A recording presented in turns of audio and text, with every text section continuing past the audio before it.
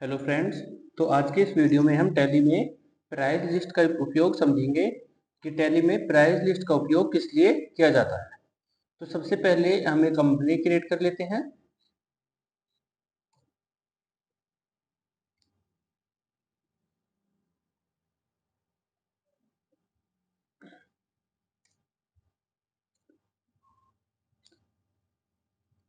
Company create करने के बाद सबसे पहले हम इसका यूज समझते हैं कि प्राइस लिस्ट का उपयोग किस लिए किया जाता है।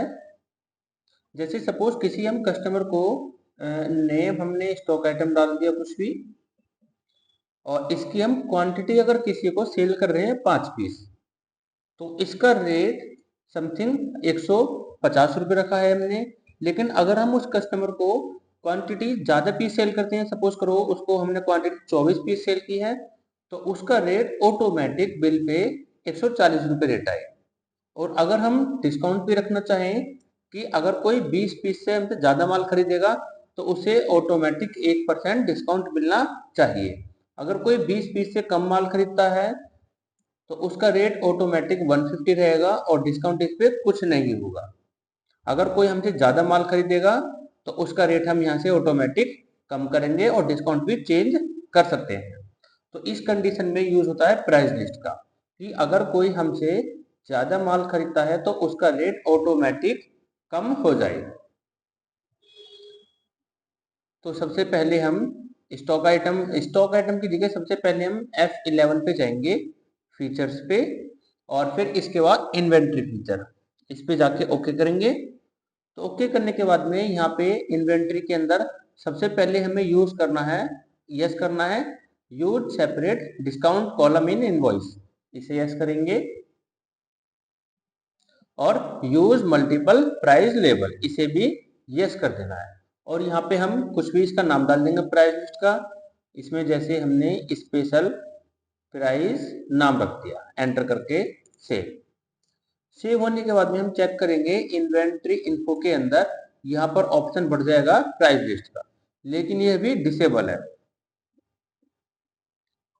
तो ये ऑप्शन इनेबल कब होगा? जब हम स्टॉक आइटम बना लेंगे। तो सबसे पहले हम यूनिट बना लेते हैं।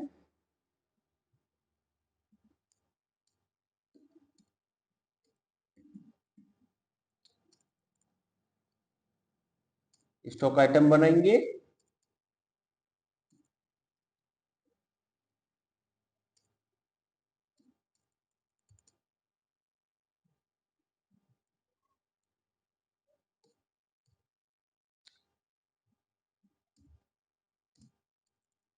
चार हमने यहाँ पे स्टॉक आइटम बना दिए। तो प्राइस लिस्ट का ऑप्शन ऑटोमेटिक इनेबल हो चुका है। इस पे जाएंगे ऑल आइटम्स, और जो हमने वहां पे नाम डाला था स्पेशल प्राइस, वो यहाँ पर मिल जाएगा। इसे सेलेक्ट करके अब जिस डेट से हम एप्लीकेबल करना चाहते हैं उसी डेट को हम इसमें डाल देंगे। सपोज करो ये जो भी हम प्राइस डालेंगे ये 1/5 से इनेबल हो, यानी कि 1 मई 2024 से। तो एप्पल लिया, यहाँ पे जैसे ही हमने स्टॉक आइटम सेलेक्ट किया तो फ्रॉम मतलब जीरो, यहाँ पे जीरो मानता है ये ऑटोमेटिक, और लेस देन मतलब कम, कि अगर हम किसी को 20 पीस तक सेल करेंगे एप्पल के तो यहाँ पर रेट कितना आएगा हमारे पास? 75 रेट होना चाहिए और डिस्काउंट से कुछ नहीं मिलेगा। अगर कोई 20 पीस से 50 पीस तक खरीदेगा तो उसे रेट ऑटोमेटिक 60 मिलेगा और 1% डिस्काउंट मिलेगा। और 50 से ज़्यादा कोई कितना भी माल खरीदे तो रेट उसे 50 मिलेगा और 2% डिस्काउंट रहेगा। सेम ऐसे हमने कीबोर्ड लिया, अगर हम कीबोर्ड 20 तक खरीदते बेचते हैं तो रेट उस पर 270 रुपये रहेगा, 1% डिस्काउंट डाल देंगे इस पे। अगर कोई 20 पीस से 50 पीस तक खरीदता है तो रेट उसे 250 रखेंगे और 2% डिस्काउंट। और 50 से ज़्यादा अगर हम कितना भी सेल करें तो रेट 240 और 5% उसे डिस्काउंट देंगे अगर वो 50 पीस से ज़्यादा खरीदता है। मैंगो सेलेक्ट किया, सेम ऐसे ही 20 पीस तक हम रेट रखेंगे 50, 2% डिस्काउंट, और 20 पीस से ज़्यादा 50 पीस से कम 50 पीस तक रेट रखेंगे हम 45, 3% डिस्काउंट, और 50 से ज़्यादा हम कितना भी रखें कितना भी सेल करें तो 40 रेट रहेगा और डिस्काउंट उस पर 4%। सेम ऐसे माउस में डाल देते हैं कि अगर कोई हमसे 20 पीस तक खरीदेगा तो 140 रेट, 1% डिस्काउंट, और 20 पीस से 50 पीस तक 130 रुपये रेट रखेंगे उस पर हम, और 2% डिस्काउंट, और 50 से ज्यादा कोई कितना भी खरीदे 120 रेट रखेंगे और 3% डिस्काउंट डाल के सेव कर दिया। अब सेव करने के बाद सबसे पहले हम लेजर बना लेते हैं। एक तो लेजर की नीड पड़ेगी परचेज अकाउंट की, क्योंकि पहले हमें माल को खरीदना है, और फिर पड़ेगी सेल्स की, सेल्स अकाउंट, और एक लेजर की जरूरत पड़ेगी हमें कैपिटल की, क्योंकि सबसे पहले हम इसमें व्यापार शुरू करेंगे। तो अगर हम इसमें व्यापार शुरू करने के बाद F6 में एंट्री डालेंगे तो हमारे पास कैश में बैलेंस शो हो जाएगा, display account book cash balance, यहाँ पे हमारे पास बैलेंस आ जाएगा। और अगर हम बिना एंट्री डाले कैश में बैलेंस लाना चाहते हैं तो उसे हम ओपनिंग बैलेंस में भी डाल सकते हैं। इसमें ऑल्टर पे जाएंगे, कैश की लेजर सेलेक्ट करेंगे,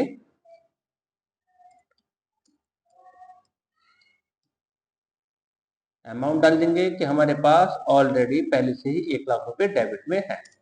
अब चेक करेंगे तो यहाँ पे डिस्प्ले पे जाएंगे, अकाउंट बुक कैश बैलेंस, तो यहाँ पे 1 लाख रुपए ऑटोमेटिक आ जाएंगे।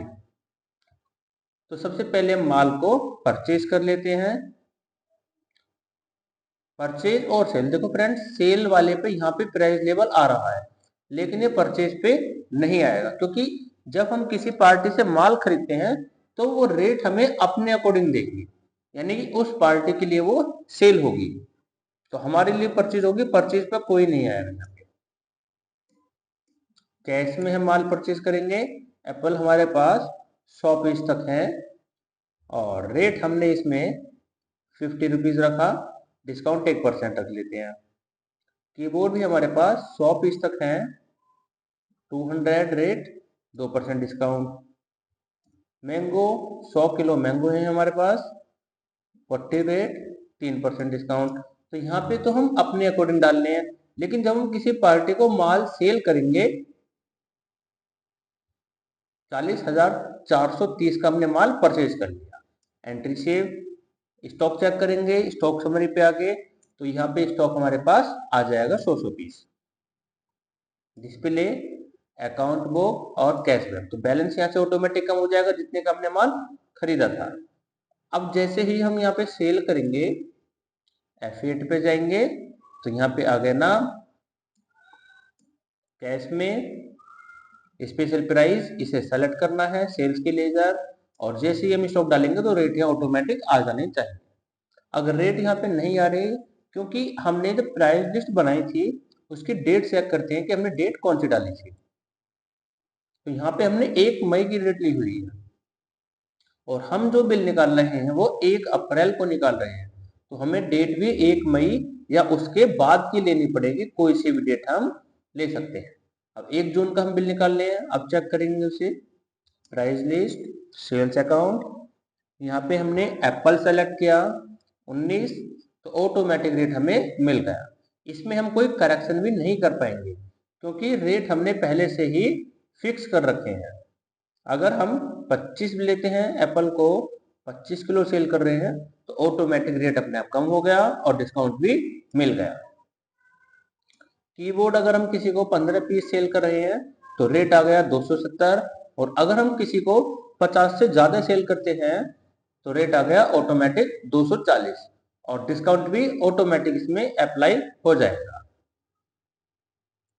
ओके फ्रेंड्स, तो इस टाइप से यूज कर सकते हैं हम प्राइस लिस्ट का। 34 पे आया है 45 रेट, अगर हम 2 खरीदेंगे तो 50 रेट, और 50 से ज्यादा बेचेंगे तो इतना रेट आएगा। सेम नेक्स्ट आइटम हो गया माउस, इतना रेट आया 130, और अगर हम किसी को हम 17 बेचेंगे तो 20 से कम पे जो हमने रेट डाला था वो यहाँ पे आ जाएगा। 50 से ज्यादा पे हमने कुछ और रेट रखा था तो 120 हमें रेट ऑटोमेटिक मिल जाएगा। ओके फ्रेंड्स, और प्राइस लेवल को हम पार्टी के लेजर में भी सेव कर सकते हैं। जैसे सपोज हम किसी पार्टी को माल सेल कर रहे हैं, हमने यहाँ पे कोई सप्लायर बना लिया, मनी सप्लायर, मनीष कस्टमर जिसको हम माल सेल करते हैं, सन्ड्री डेप्टर, और यहाँ पे हम इसका प्राइस लेवल सेट कर देंगे कि इसे ऑटोमेटिक ये वाली प्राइस की लिस्ट मिल जाएगी।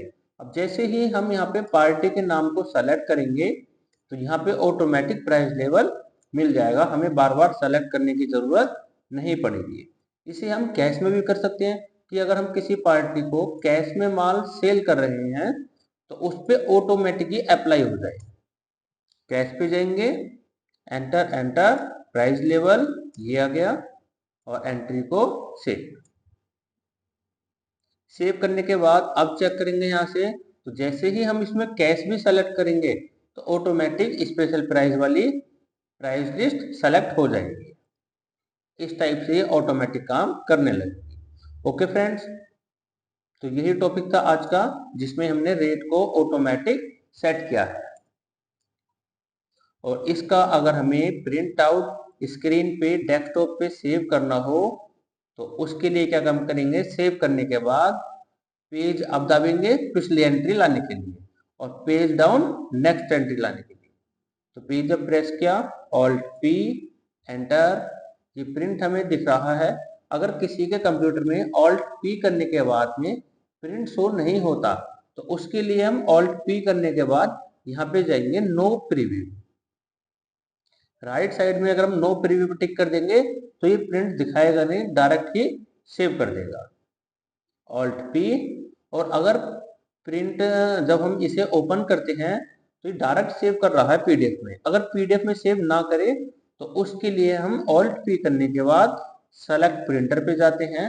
यहाँ से सबसे पहले प्रिंटर को सेलेक्ट करते हैं। किसी में यहाँ पे वन नोट रहता है, किसी में एक्सपीएस डॉक्यूमेंट राइटर रहता है और किसी में पीडीएफ रहता है। तो जिसमें भी हमें प्रिंट सेव करना हो हम उसी प्रिंट को यहाँ से सेलेक्ट करके एंटर कर देंगे और ओके, तो इसी में प्रिंट यहाँ से सेव हो जाएगा। और अगर प्रिंट हमें शो करना हो, ऑल्ट पी करेंगे विद प्रीव्यू, ये शो हो गया।